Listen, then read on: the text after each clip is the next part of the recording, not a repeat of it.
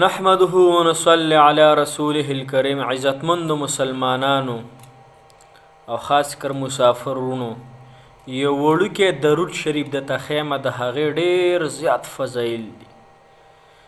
الله تعالی به د اتیاو کالو ګناهونه ستاسو معاف کی او د اتیاو کالو د عبادت ثواب به ستاسو په عملنامه کې الله تعالی درج کی او به لیکي.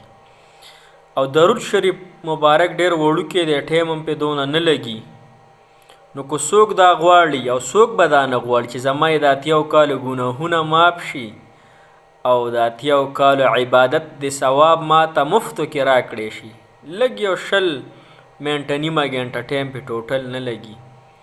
نو عزتمندو دا وړوکی درود شریف دی، خو هغې نه مخکې یو عرض کوم چې دا ویډیو ستاسو یو شیر چې تاسو یو شیر کوئ که نه دا ویډیو، نو معلومه نه ده ستاسو په دې یو شیر سره کو چا په دې باندې عمل وکړو دا درود شریف مبارک وي او الله تعالی به د هغه ګناهونه معاف کړي، اتیاو کالو ثواب به مغه عملنامه کې ولیکلی کي او تاسو ته به الله تعالی مفت کې ثواب درکړي د یو شیر د وجې نه.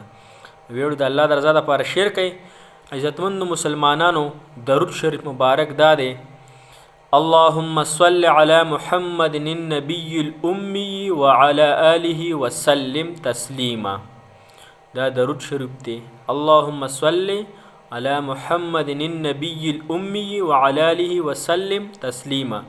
او طریقه کار دا دی عزتمندو، سبا ان شاء الله د جمعې ورځ نن جمعې شپه ورځ برګه د جمعې د مونځ د مازیګر مونځ نفس د جمعې په ورځ د مازیګر مونځ نفس دا چې انسان مازیګر جمع څنګه وشي او د ځای نه فاسېدل نه په خپل ځای کینی او دا درود شریف اتیا پیری وي اتیا، نو الله تعالی به د هغه د اتیاو کالو ګناهونه معاف کړي. الله اکبر! څونه ګناهونه مونږ شوي، مونږ خو د ګناهونو ګوډي، هر انسان نه ګناه کېږي، خطاکاري. سترګو ګناهونه څونه ډیر دي، د ژبې څونه ډیر دي، د غوږونو څونه ډیر دي، قسم قسم ګناهونه دي.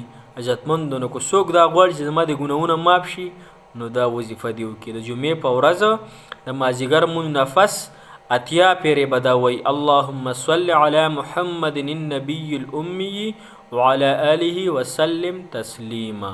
عزتمندو دا وړوکی شان کلیف مې ستاسو دپاره ساس کو، دا سره شیر هم کوي، مخکې مې ویلي.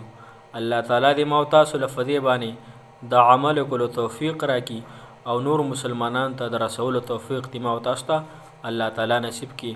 واخر دعوانا ان الحمد لله رب العالمین. جزاک الله خیرا.